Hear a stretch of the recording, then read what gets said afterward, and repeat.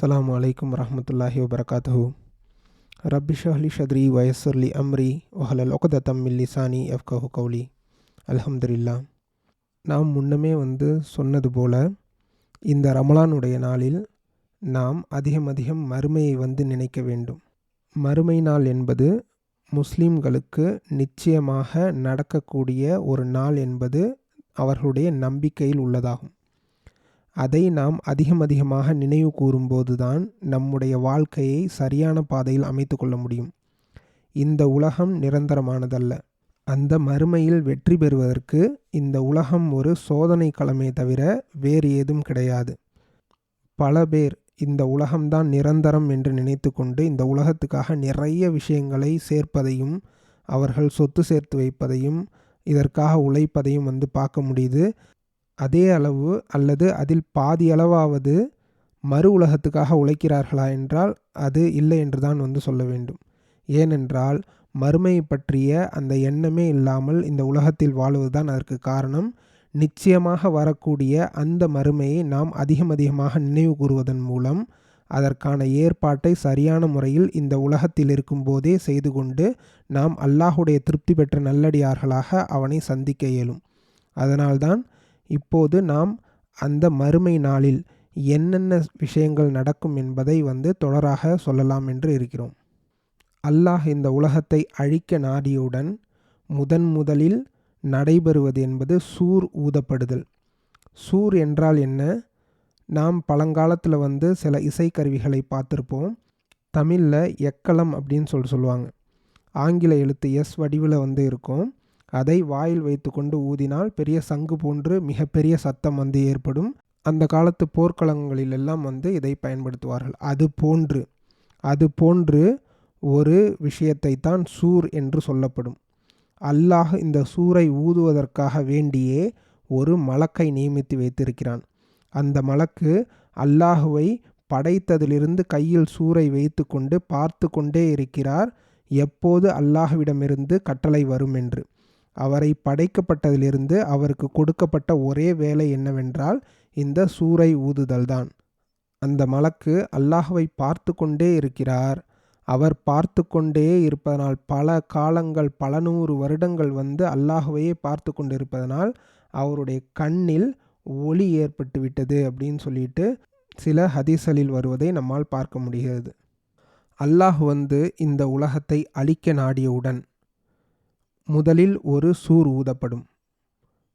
அந்த சூரை ஊதும்போது இந்த உலகமும் இந்த உலகத்தில் உள்ள அனைத்து பொருட்களும், அது மட்டுமல்லாமல் இந்த வானமும் வானத்தில் உள்ள அனைத்து பொருட்களும் தூள் தூளாக சிதறி ஒன்றுமில்லாமல் ஆகிவிடும். இதை சொல்லக்கூடிய வசனங்கள் நிறைய குர்ஆனில் இருக்கின்றன.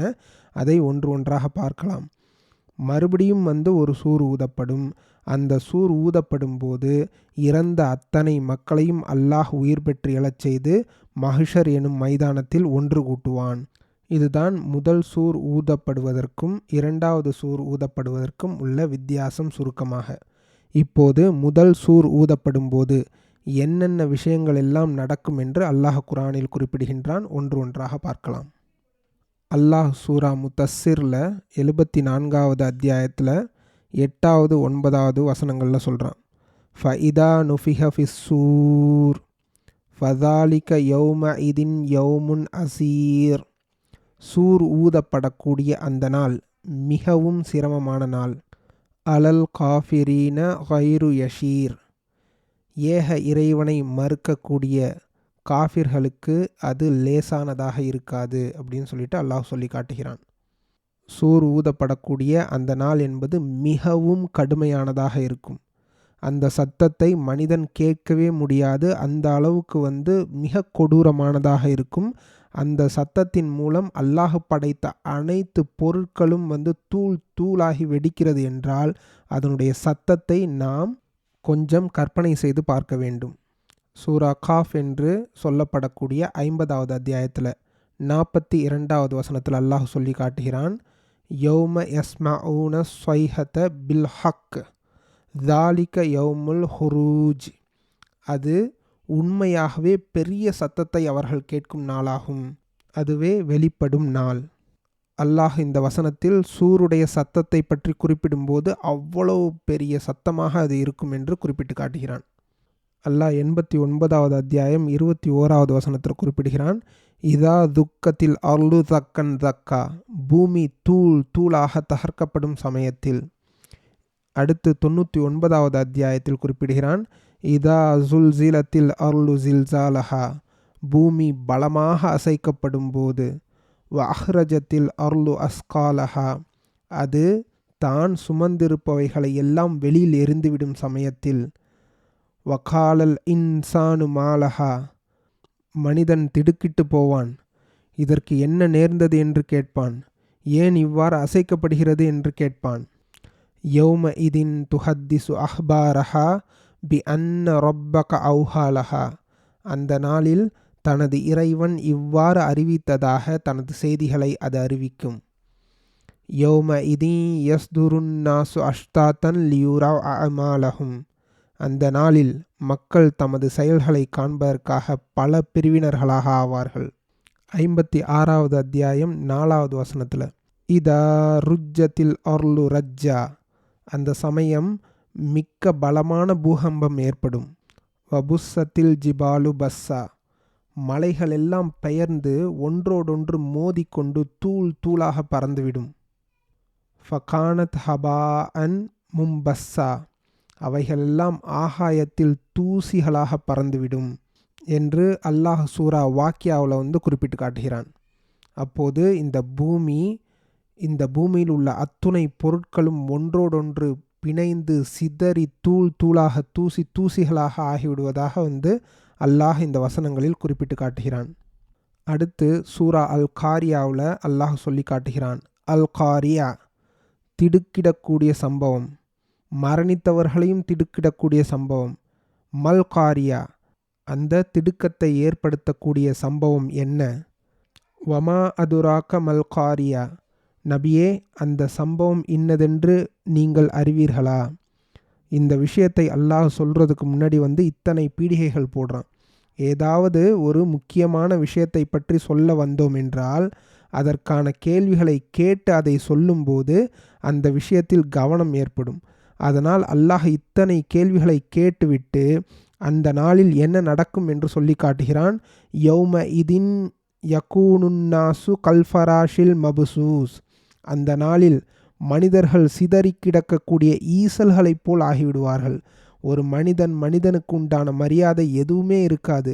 மனிதர்கள் எல்லாம் சிதறி போய், இன்றைக்கு ஈசல்களை நாம் பார்த்தால் எந்த அளவுக்கு அலட்சியமாக பார்ப்போம், எந்த அளவுக்கு அருவருப்பாக பார்ப்போம், அதை போன்று அன்றைய தினத்தில் மனிதர்கள் எல்லாம் சிதறி கிடக்கும் ஈசல்களைப் போல ஆகிவிடுவார்கள்.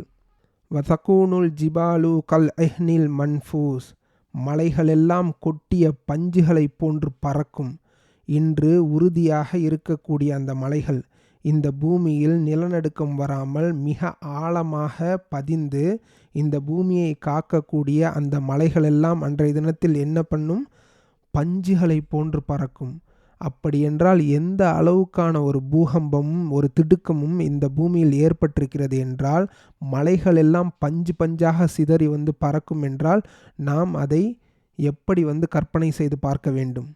அடுத்து 82வது அத்தியாயத்தில் அல்லாஹ் சொல்லி காட்டுகிறான், இத சமா உன் நஃப்தரத், உலக முடிவில் வானம் வெடித்து விட்டால். வ இதல் கவாகிபுன் தசரத், நட்சத்திரங்கள் எல்லாம் சிதறிவிட்டால். வ இதல் பிஹாரு ஃபுஜ்ஜிரத், கடல்கள் எல்லாம் பிளக்கப்பட்டு விட்டால். இத சமா உன் சக்கத், வானங்கள் பிளந்துவிடும்.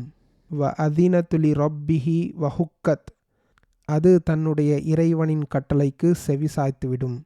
அதற்கு அவ்வாறு தான் விதிக்கப்பட்டுள்ளது. வ இதல் அருள் முத்தத், இந்த பூமி விரிக்கப்பட்டுவிடும். வ அல்கத் மா ஃபீஹா வ தஹலத், அது தன்னிடம் உள்ளவைகளையெல்லாம் எரிந்து வெறுமனையாகிவிடும். பூமியிலிருந்து நிலநடுக்கம் ஏற்பட்டு தன்னுடைய பூமியில் உள்ள அத்துணை பொருட்களையும் பூமி வெளியேற்றிவிடும். இந்த பூமி ஒன்றுமே இல்லாமல் ஆகிவிடும் என்று அல்லாஹ் குறிப்பிட்டு காட்டுகிறான். வ அதீனத்துலி ரொப்பிஹா வஹுக்கத், அது தன்னுடைய இறைவனுடைய கட்டளைக்கு செவிசாய்த்துவிடும். அதற்கு அப்படித்தான் விதிக்கப்பட்டிருக்குது அப்படின்னு சொல்லிட்டு அல்லாஹ் குரானில் சொல்லி காட்டுகிறான். அடுத்து 81வது அத்தியாயத்தில் அல்லாஹ் சொல்லி காட்டுகிறான், இத சம்சு குவ்விரத், சூரியனுடைய பிரகாசம் மங்க வைக்கப்படும் போது, வ இதன் நுஜூமுன் கதரத், நட்சத்திரங்கள் எல்லாம் முதிர்ந்து விடும்போது, வ இதல் ஜிபாலு சுயிரத், மலைகளெல்லாம் பெயர்க்கப்படும் போது, வ இதல் ஐஷாரு உத்திரத், கருவுற்ற ஒட்டகங்கள் எல்லாம் கவனிப்பாரற்று விடப்படும் போது, வ இதல் ஒஹு சு ஹுசிரத், விலங்குகள் எல்லாம் ஒன்று திரட்டப்படும் போது, வ இதல் பிஹாரு சுஜ்ஜிரத், கடல்கள் எல்லாம் தீமூட்டப்படும் போது, வ இத சமா உ குசிதத், வானம் அகற்றப்படும் போது, வ இதல் ஜஹீமு சொகீரத், நரகம் கொளுத்தப்படும் போது, இப்படியெல்லாம் அந்த நாளில் என்னென்ன நடக்கும் என்பதை அல்லாஹ் நம்முடைய கண் முன்னே கொண்டு வந்து காட்டுகிறான். இந்த குர்ஆன் வசனத்தை எல்லாம் நீங்கள் படித்தால் உங்கள் கண்கள் கலங்கும். இன்று சிறு துன்பம், சிறு நடுக்கத்தையே தாங்க முடியாத இந்த மனிதன் மிக பெரும் துன்பமான இந்த உலகமே அழியக்கூடிய அந்த தருணத்தில் எப்படி இருப்பான்? அல்லாஹ் சொல்லி காட்டுகிறானே, ஈசல்களை போன்று மனிதர்கள் சிதறடிக்கப்படுவார்கள் அப்படின்னு சொல்லிட்டு. அந்த நாளில் நம்முடைய நிலைமையை நினைத்து பார்க்க வேண்டும். என்றைக்கு கியாம நாள் வரும் நமக்கு தெரியாது, அது இப்படிங்கிறதுக்குள்ளே வந்துடும் அப்படின்னு சொல்லிட்டு அல்லாஹ் சொல்லி காட்டுகிறான். இந்த விஷயங்கள் எல்லாம் எப்போது நடக்கிறது? முதல் சூர் ஊதப்பட்டவுடன் இந்த செய்திகள் எல்லாம் நடக்கிறது. அல்லாஹ்வின் தூதர் ஸல்லல்லாஹு அலைஹி வஸல்லம் அவர்கள் சொல்கிறாங்க, வளமும் உயர்வும் மிக்க அல்லாஹ் மறுமை நாளில் பூமியை தன்னுடைய கைப்பிடிக்குள் அடக்கி கொள்வான், வானத்தை தன்னுடைய வலது கரத்தில் சுருட்டி கொள்வான், சுருட்டி கொண்டு கேட்பான், நானே அரசன், பூமியின் அரசர்கள் இப்போது எங்கே என்று கேட்பான். இது சஹீஹ் முஸ்லீமிலே வரக்கூடிய 5375வது ஹதீஸ். அபூ ஹுரைரா ரலியல்லாஹு அன்ஹு அவர்கள் அறிவிக்கிறார்கள்.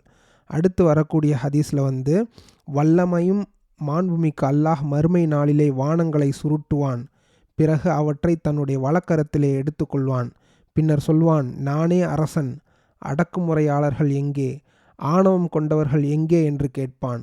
பிறகு பூமிகளை தங்களுடைய இடக்கரத்தில் சுருட்டி கொள்வான், பிறகு நானே அரசன், அடக்குமுறையாளர்கள் எல்லாம் எங்கே, ஆணவம் கொண்டவர்கள் எல்லாம் எங்கே என்று கேட்பான். இதை அப்துல்லாஹ் பின் உமர் ரலியல்லாஹு அன்ஹு அவர்கள் அறிவிக்கிறாங்க. இதுவும் முஸ்லீமில் வரக்கூடிய 5376வது ஹதீஸில் பதியப்பட்டிருக்குது. இந்த ஹதீஸை அறிவிக்கக்கூடிய அப்துல்லாஹ் பின் உமர் ரலியல்லாஹு அன்ஹு அவர்கள் சொல்கிறாங்க, நபிகள் நாயகம் ஸல்லல்லாஹு அலைஹி வஸல்லம் அவர்கள் அல்லாஹ் தன்னுடைய வலது கரத்தில் வானத்தை சுருட்டி கொள்வான், இடது கரத்தில் பூமியை சுருட்டி கொள்வான் அப்படின்னு சொல்கிறப்ப தங்களுடைய கைகளை மடித்து மறுபடியும் விரித்து காண்பித்தார்கள் அப்படின்னு சொல்கிறாங்க. அது மட்டும் இல்லை, இந்த விஷயத்தை நபிகள் நாயகம் ஸல்லல்லாஹு அலைஹி வஸல்லம் அவர்கள் மிம்பரின் மீதிருந்து சொல்லி கொண்டிருக்கிறார்கள். அந்த மிம்பரும் அவர்களும் சேர்ந்து ஆடுவதை பார்த்த நான், எங்கே அந்த மிம்பரும் அல்லாஹுடைய தூதரும் ஒன்றாக சேர்ந்து கீழே விழுந்து விடுவார்களோ என்று நான் மனதுக்குள் நினைத்து கொண்டேன் என்று அப்துல்லாஹ் பின் உமர் ரலியல்லாஹு அன்ஹு அவர்கள் இதை சொல்லி காட்டுகிறார்கள். ஸோ அப்படி இருக்கும்போது அந்த நாளை நாம் நினைத்து பார்க்க வேண்டும். அந்த நாள் ரொம்ப வெகு தொலைவில் இல்லை. நபிகள் நாயகம் ஸல்லல்லாஹு அலைஹி வஸல்லம் அவர்கள் சொல்கிறாங்க, நானும் கியாமத்து நாளும் ரொம்ப நெருக்கமாக அனுப்பப்பட்டிருக்கிறோம் அப்படின்னு சொல்லிட்டு தங்களுடைய இரு விரல்களை இணைத்து காட்டி சொல்லியிருக்கிறாங்க. அதனால் இந்த நாளை நாம் நினைத்து கொண்டு அதற்கான ஏற்பாடுகளை செய்ய வேண்டும். அது போன்ற நாளில் நம்மை அல்லாஹ் காப்பாற்றுவதற்காக நாம் அதிகமாக துஆ செய்ய வேண்டும். நம்முடைய நிலையை அல்லாஹ் அந்த நாளில் உயர்த்தி வைக்க வேண்டும். இன்ஷா அல்லாஹ் அடுத்து வரக்கூடிய பதிவில் அடுத்து என்ன நடக்கும் என்பதை பார்க்கலாம். வாஹதாவானா அல்ஹம்துலில்லாஹி ரப்பில் ஆலமீன்.